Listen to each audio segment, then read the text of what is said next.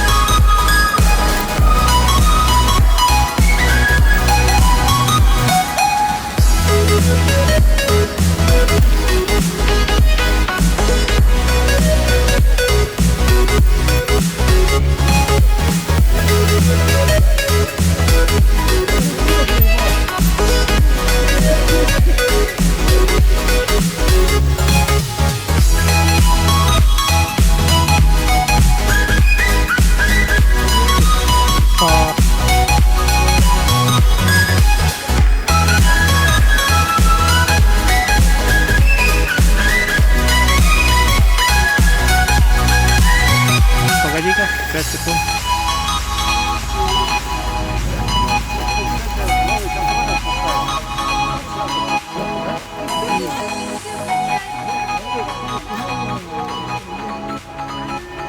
Велосипед экологичнее. Допустим, вместе работали. Ну, я думаю, здесь